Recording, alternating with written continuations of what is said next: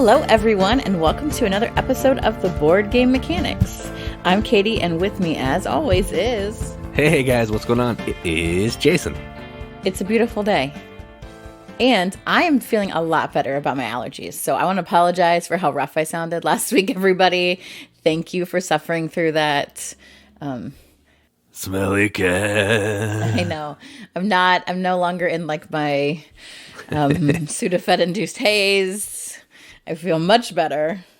What about your arm? How's your arm feel? Oh, yeah. Well, I'm working on becoming a super soldier, so my arm's a little sore, but it's a small price to pay. Yeah, that's true. I think the serum is running through my body pretty good right now. I feel great. Jason's going to go out and lift a car later. I already did that. You didn't see it? I didn't. I should have videotaped it. We could have gotten some serious YouTube hits for that. Yeah, if only we would have thought ahead a little bit. So for those of you not know, Jason and I got our first shots in our COVID vaccine series yesterday. So we are on our way to getting ourselves vaccinated to kind of help maybe open up the world a little bit more sooner. Yep. I mean, we've already had it, but you know, it's not gonna be the end of the world if we get the vaccine too. But right, yeah, and we have a pretty good streamlined process around here, so that was nice that it was pretty easy. Yeah, for sure. I can't complain about any of that other than my arm hurt for a little bit. My arm did really hurt. I was like reaching for a bowl today. I was like, oh no, I can't. But yeah. I'm also a wuss about shots, so there's that. So, and speaking of shots, now is our shot to win the BGG Golden Geek Awards for the best podcast. You like that tie-in? No, that awesome? that was actually really terrible. Just let me have it, okay? I tried to plan ahead. I was thinking of that, and I thought it sounded good. You could have done a Hamilton reference. No, I don't want to get copyright stuff. I mean... Not going to throw away my shot?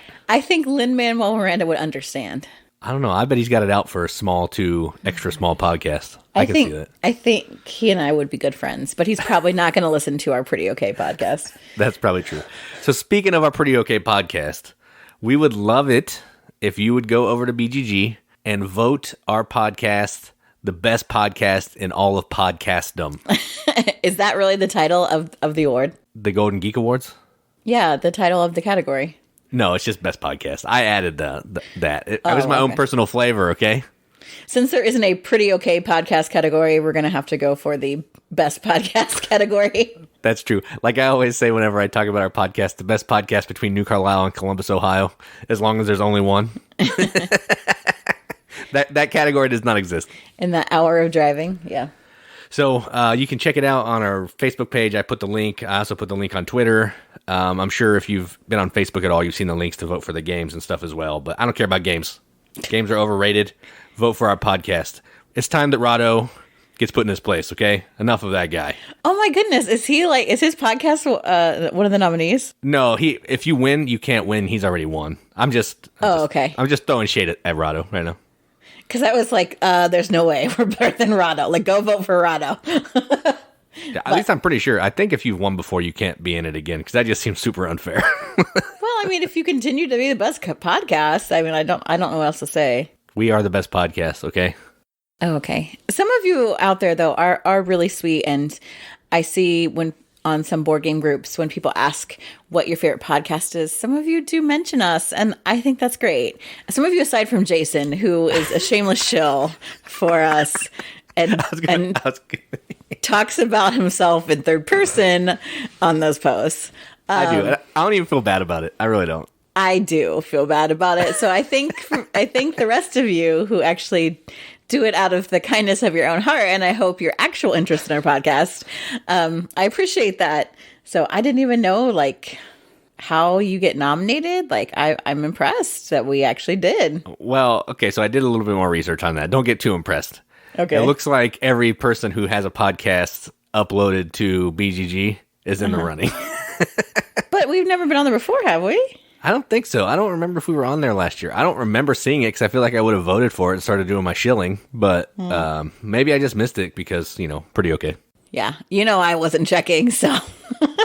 Yeah. But I don't want to have to make a bunch of fake accounts and go vote for us a bunch of times. So it would be great if you guys would help us out a little bit there. If you truly think we're the best podcast. If we're not, or if we're one of them, vote for the other people too. You can only vote for one, I think. Oh. Okay, well, do what your heart tells you. Okay, listen to your heart. Vote for the board game mechanics. There you go. That was your heart. Okay. Anyway, let's move on to some actual news, because I honestly would be scared of winning something like that, because that might bring more people listening to it. And I already feel a lot of pressure, especially like the one time I started out the podcast, hey, and people got weird. So like, yeah, you got all those eyes on you. You better keep it consistent. I know. And that one guy that says I'm really annoying out there in the internet world, I'm sure there's more than one guy that says I'm really annoying out there, but there's one that actually, commented. Who cares? He said I was boring too. Who cares? Well, I mean, I'll leave that alone. Thanks. So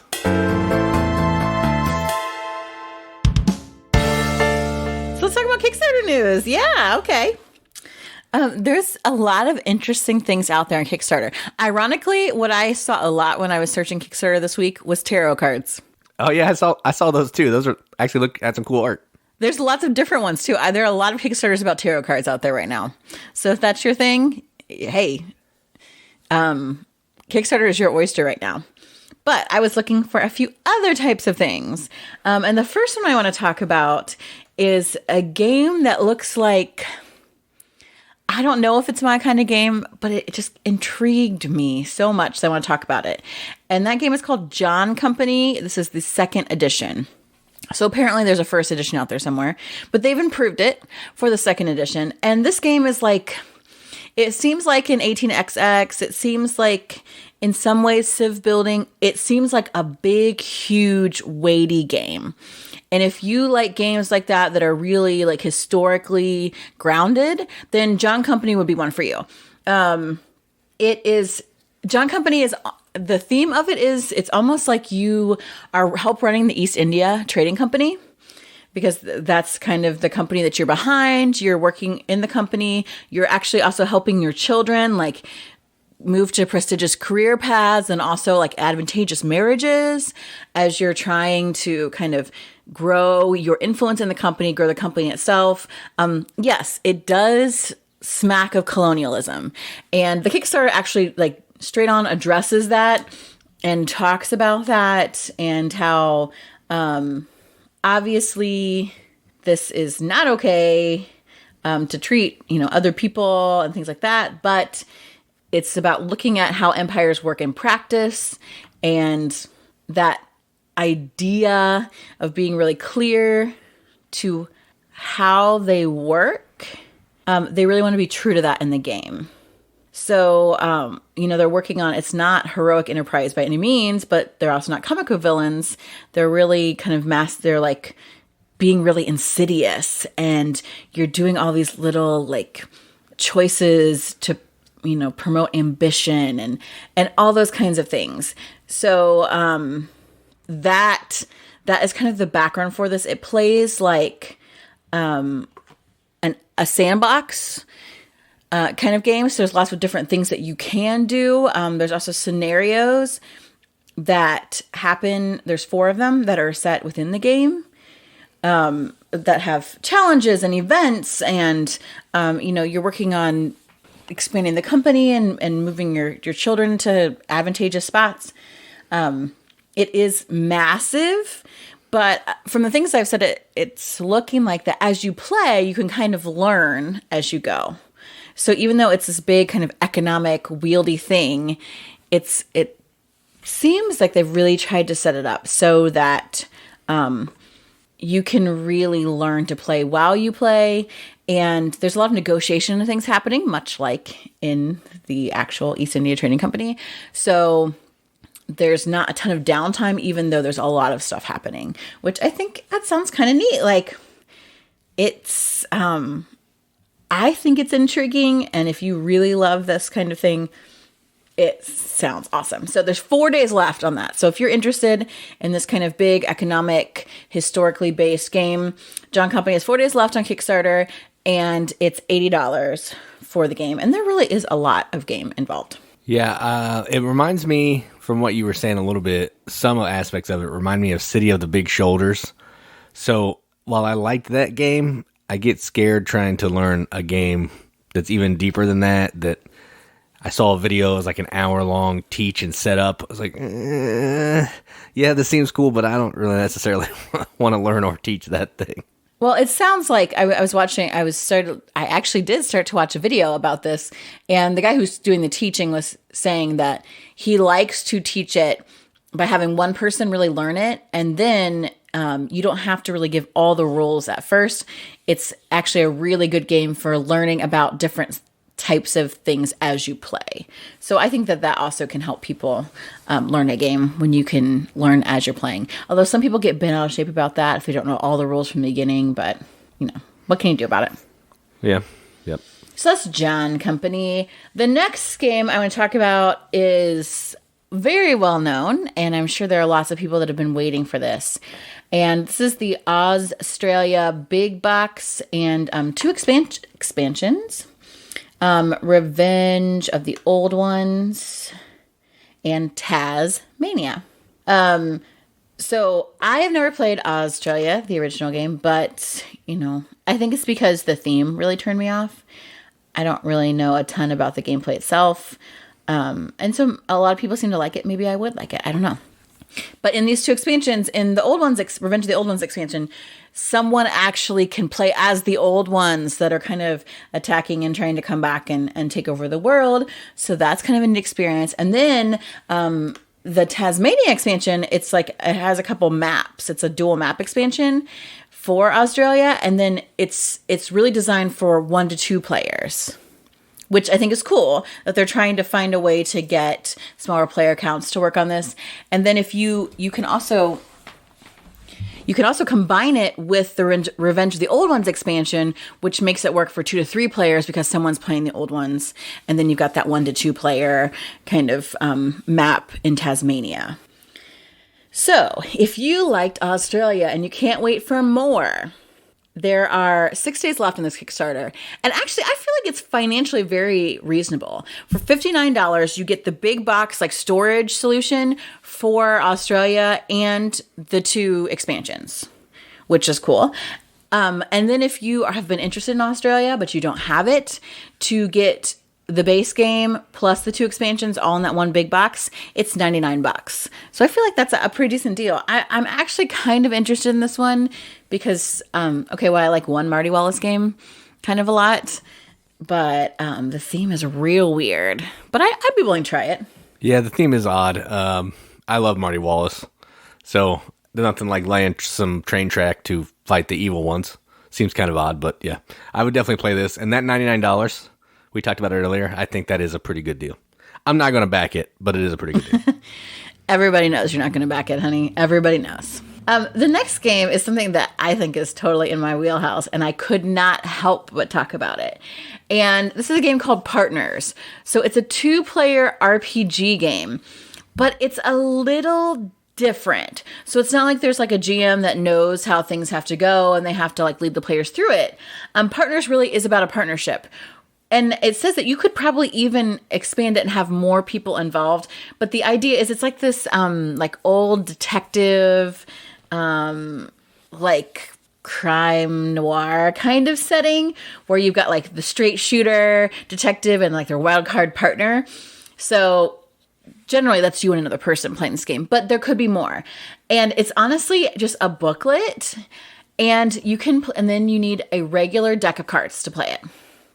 So, and the reason it's a little bit different than a normal role-playing game is that you and your partner, hence the name Partners, are kind of solving this crime through your own kind of invention and storytelling.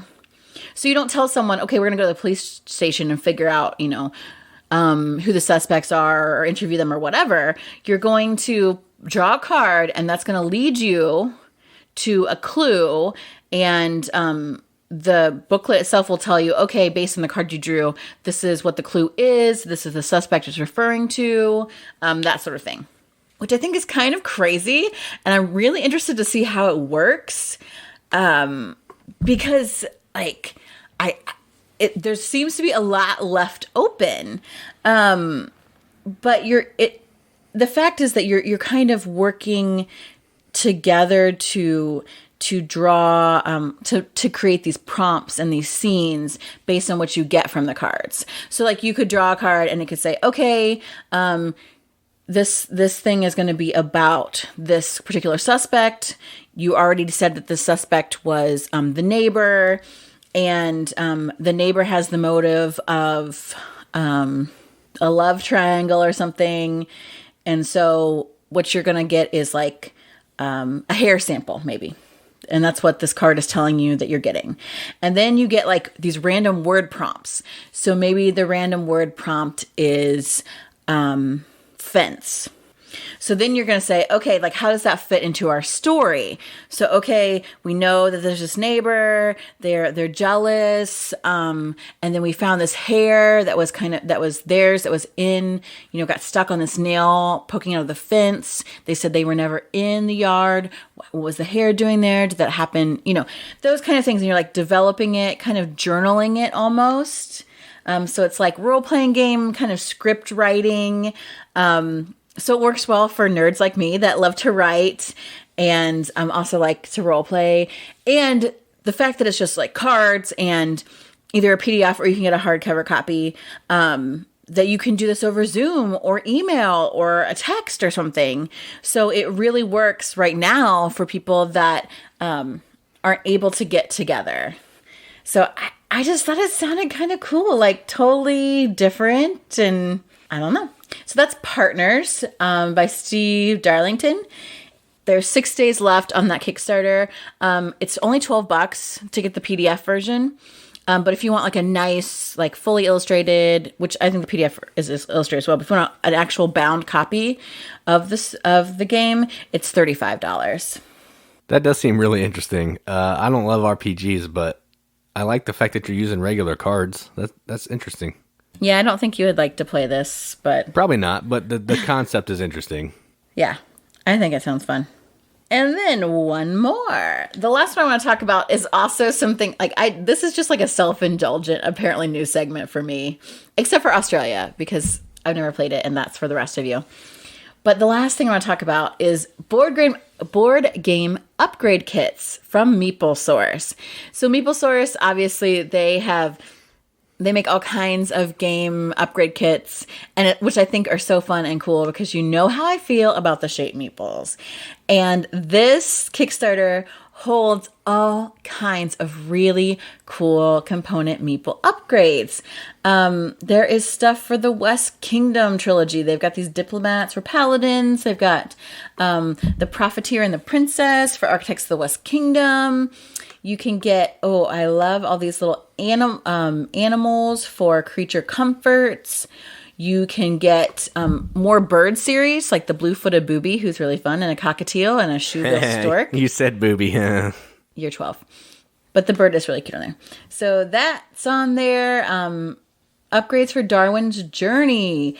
Upgrades for Scythe and all the expansions.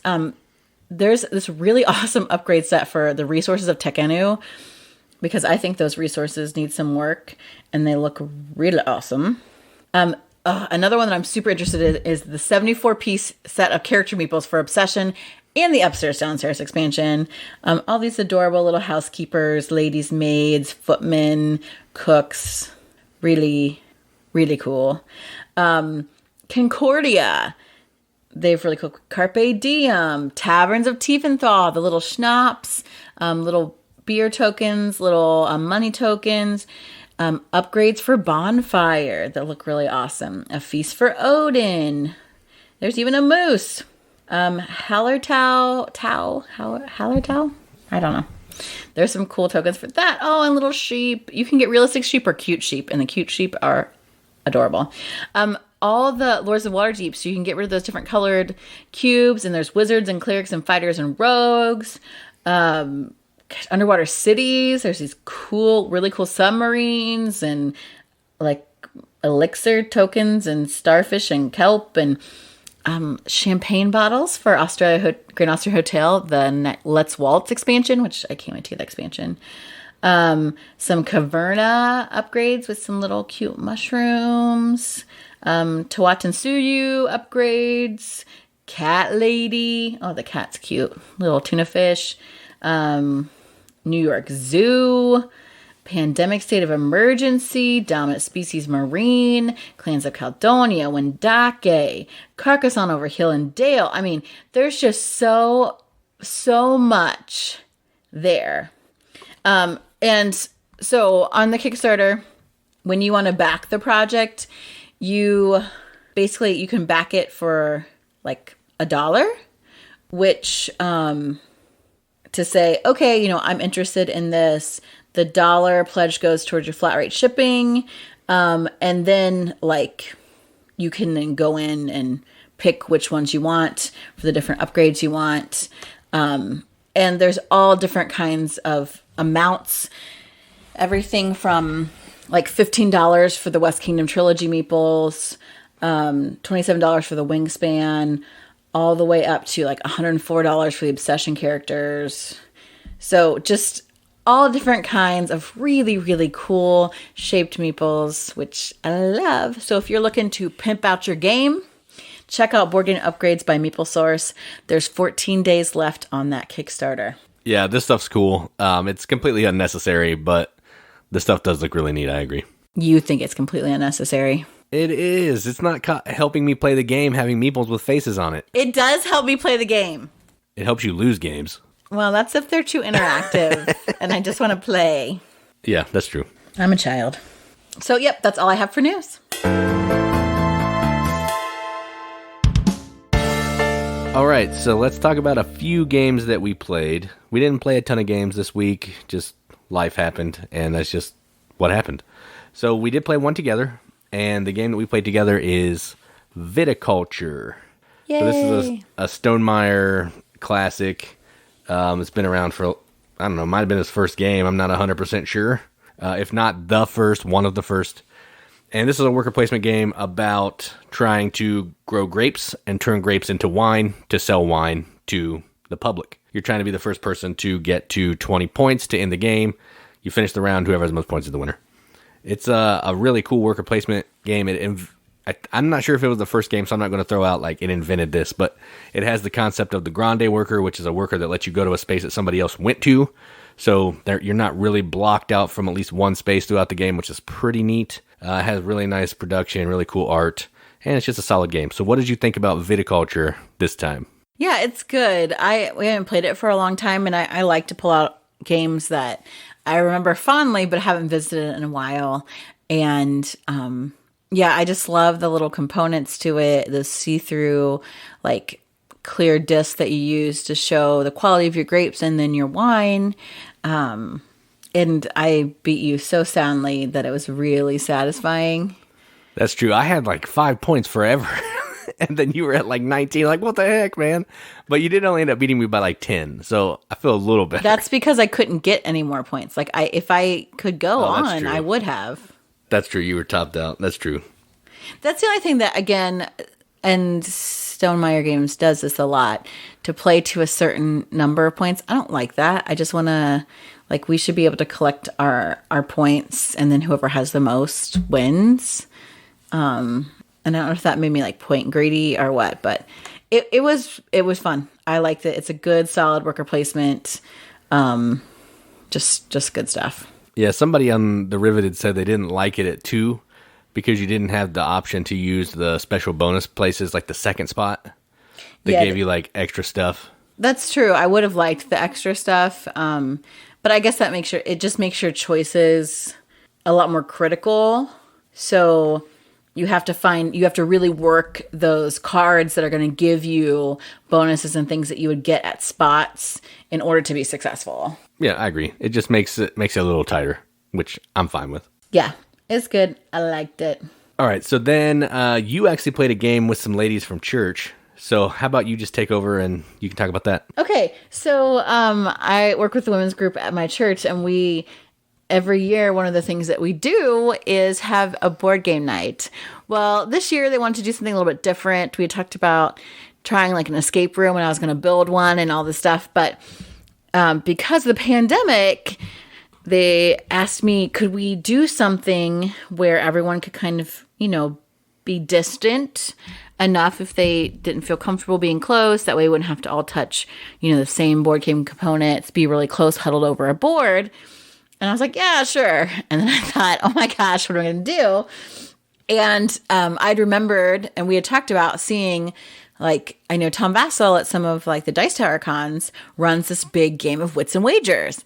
And I played Wits and Wagers once a long time ago. I mean, I don't want to say a long time, but maybe like, I don't know, 12 years ago, maybe, with some friends. And I sort of remembered it. But the thing about Wits and Wagers is it's a trivia game where you don't have to know the answer. And for someone like me, I find that annoying because I always want to know the answer. So I want to play trivia games where you need to know the right answer and you can show everyone that you know the answer. But I was running the game, so it didn't matter. So I had all the answers. So I divided the women into different teams. And with Wits and Wagers, you ask a question. All the answers to the question are numbers. So then each team comes up with their answer to the question. Like, for example, the last question we did was, how many glasses of milk does a milk cow produce in its lifetime? And so they each had to come with an answer. You organize them in the board. And then you can either say, okay, I'm going to stick with my answer and vote for my answer, or you can vote for someone else's answer if you think their answer might be better, which is interesting because some of the questions we asked, we had some ladies who live on farms playing, and we had one woman who's actually taking some classes right now in history and government. And so some of the questions were about that. And so you could maybe say, oh, I think they're going to know this answer, and vote for them. And then if you get the answer right, you get points. And if you pick a right answer or both, you get points for that. It was really fun. I was impressed with how well it went over. I think some of the questions people hadn't thought about. I tried to make them, ones that I thought might interest everyone. We had a good time. We had a 3-way tie at the end for several questions that we had to try and tie break. But it was a good time. I could see why people like this game and why it's a very common kind of party game.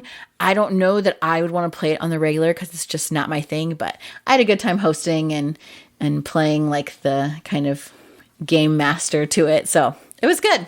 Yeah, I kind of want to play this. I hate party games, but since you don't have to have the right answer, that's kind of cooler to me. So maybe I'll play it at some point. Yeah, and I know I'd be interested in playing, like, if we were to get one of them, I would like the Vegas edition because the layout and setup looks really cool. And I think that would be kind of a fun thing, especially for like some of my family members and stuff that they would get into. So yeah, it was a fun time.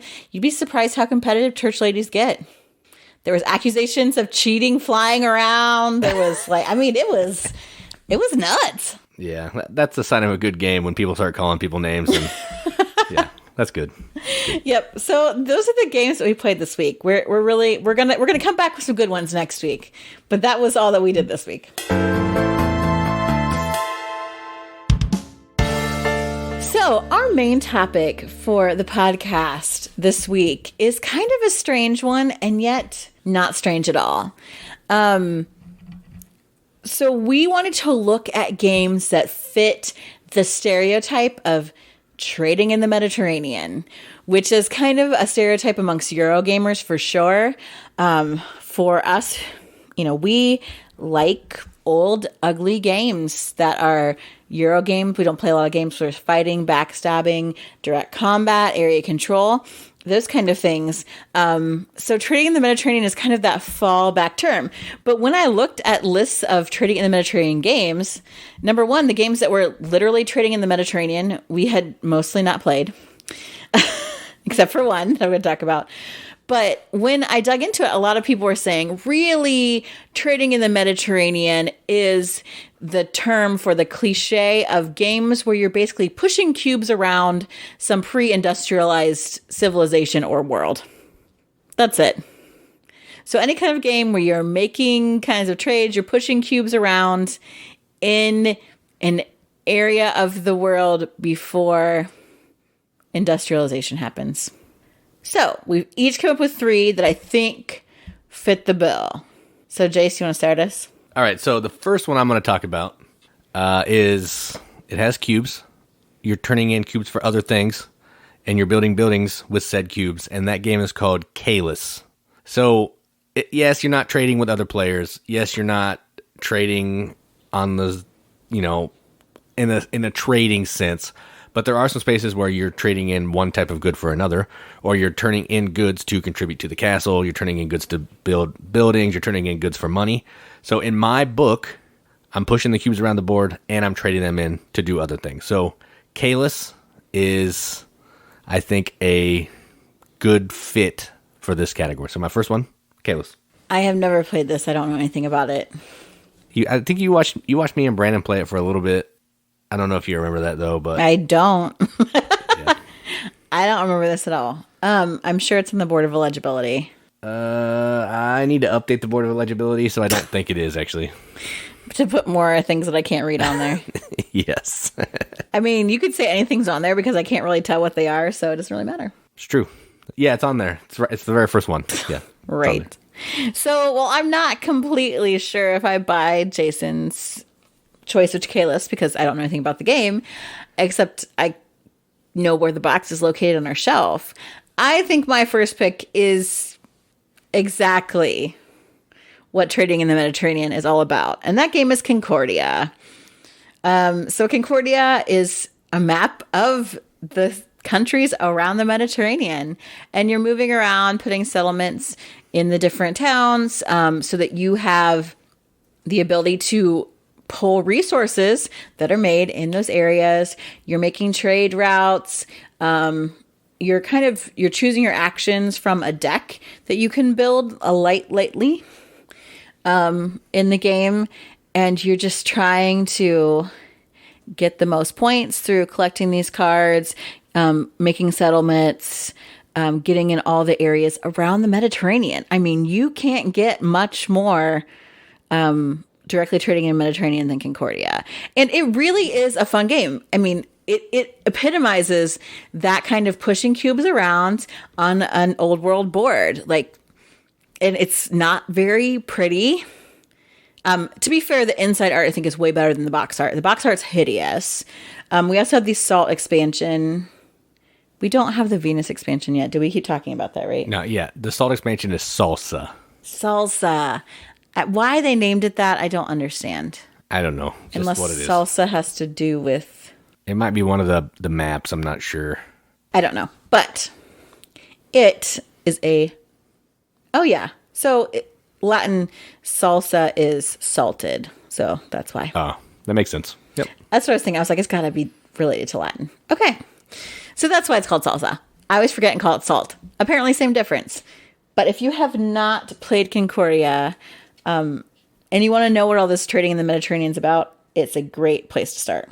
Yeah, Concordia is great. The card play system is really good.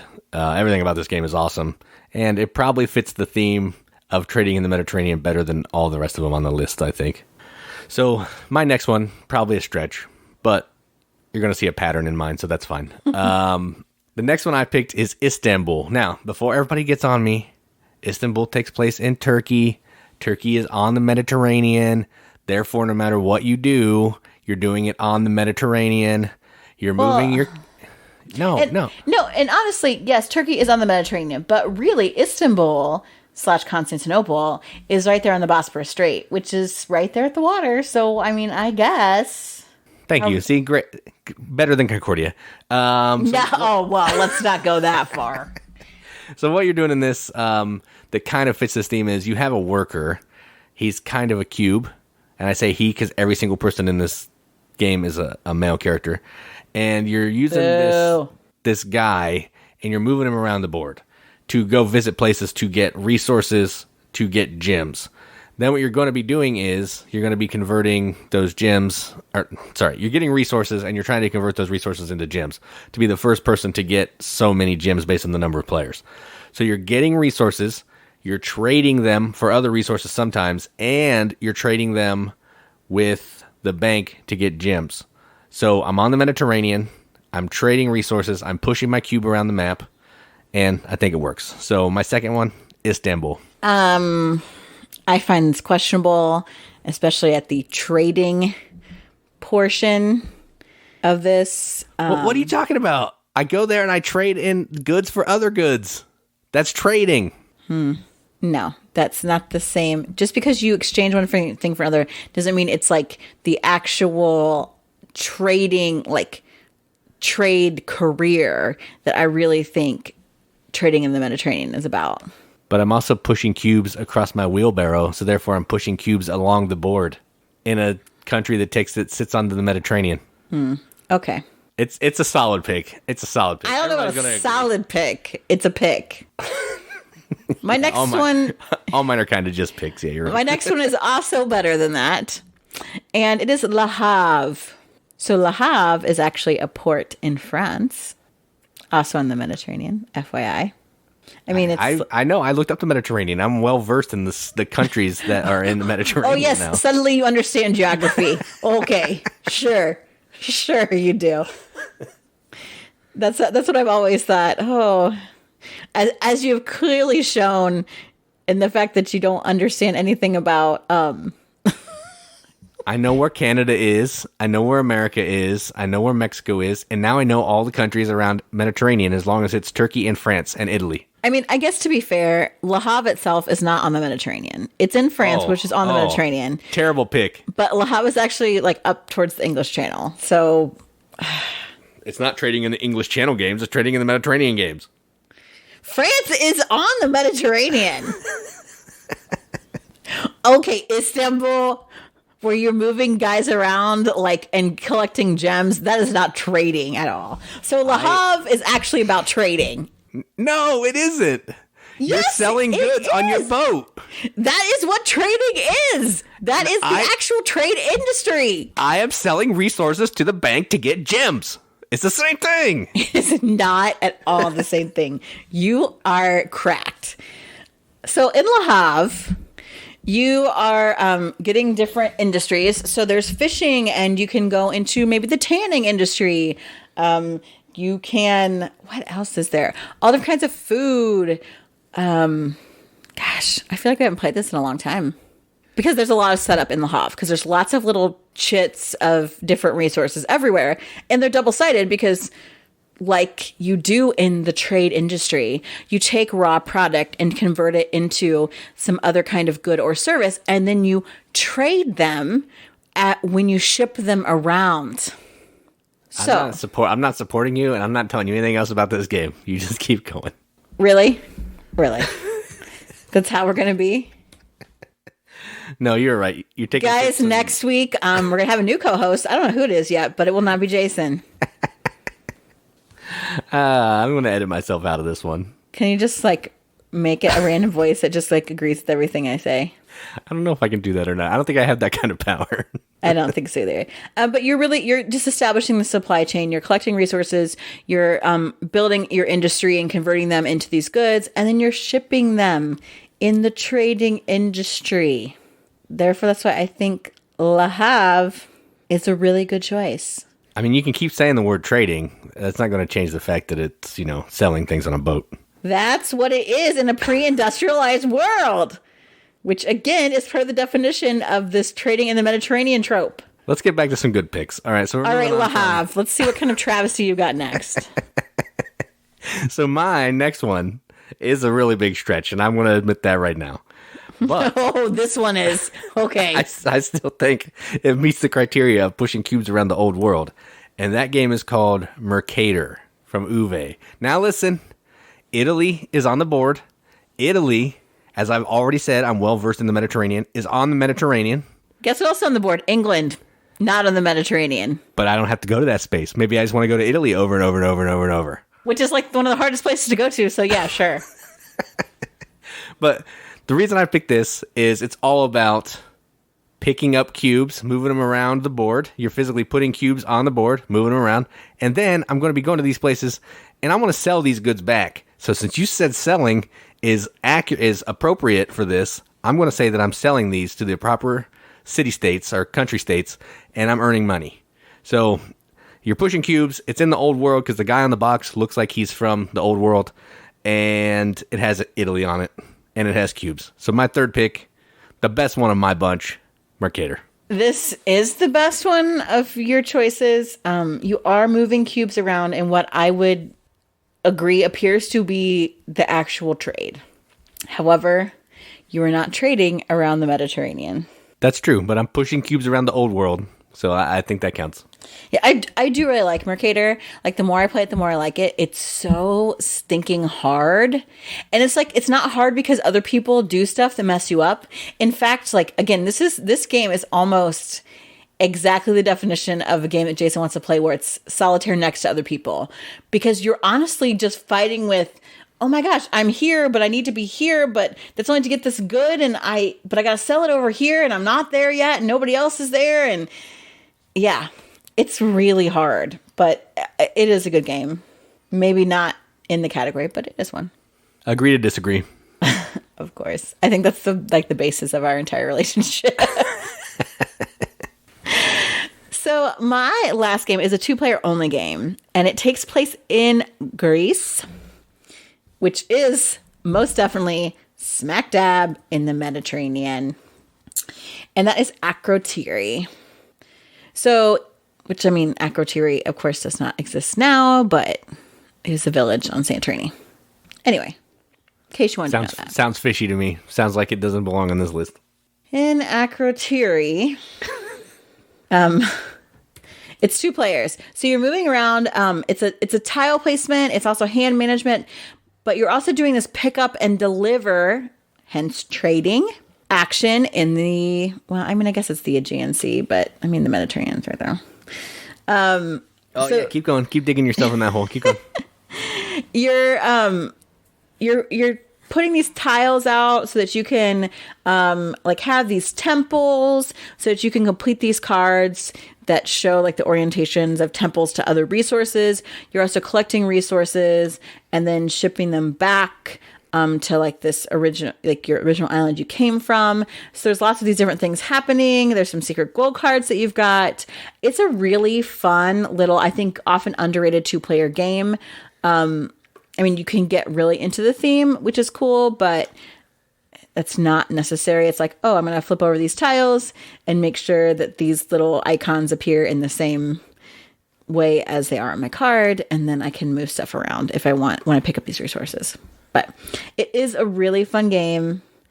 I mean, yes, you're in the Aegean Sea, which runs into the Mediterranean Sea. But there is trading going on, as well as like basic discovery. So my last choice of this pushing cubes around pre-industrialized world is Akrotiri. Yeah, that's a good game. I think that fits, even though it's in the Aegean Sea. But yeah, that's a good pick. Yeah. So I know there are plenty of games that maybe even suit this better. Like, I was thinking about like Finca and Cinque Terre, and I've seen like Mare Nostrum, and we talked about Neptune, which I think really depicts it. But we've played Neptune like maybe once or twice, and I haven't played any of those other games, which I think are dead on trading in the Mediterranean.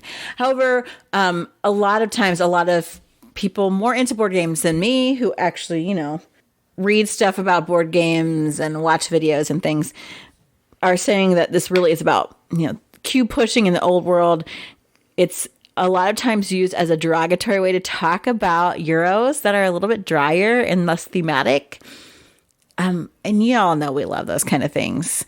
I was thinking immediately of Lorenzo as really being a kind of, in some ways, cube pushing in the old world, but there's like some engine building in that one, so I didn't go that way.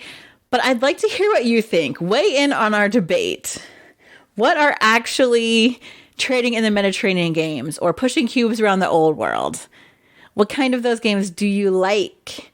Or why do you think people kind of snub their noses at them, other than the fact that they're ugly? We have several friends that say that all the time. Tell us on our Facebook page. If you're not part of #TheRiveted, our Facebook group, you need to be. Everybody there is dope. We have great conversations about games. Very supportive. Just great peeps all around. Find us on Twitter. post pictures of the games you played on Instagram. And of course, check us out on YouTube. I'm trying to get more unboxing videos of myself. I've also keep toying with this idea of just doing some random op-ed videos where I ramble on about stuff board game related for like a minute or a couple minutes or whatever. I don't know if anyone's interested in hearing what I have to say. So that's what holds me back from making more videos, I think. But hey, who knows? We do this because we love to hear from you guys. We love to talk to other people who love board games. We want to hear about new, exciting games that are out there that you like. We're always looking for recommendations and love to give them a try. Yeah, games are good. Games are fun. They've been pretty good for us in the pandemic because, two of us, we can always play games. So it's pretty nice. Pretty nice. Yeah, I mean, this has been kind of a short one, but I think that's all we've got. Yep, that's all I got. I'm done. All right, well, I've been Katie. And I'm Jason. Keep gaming, everybody. Keep gaming.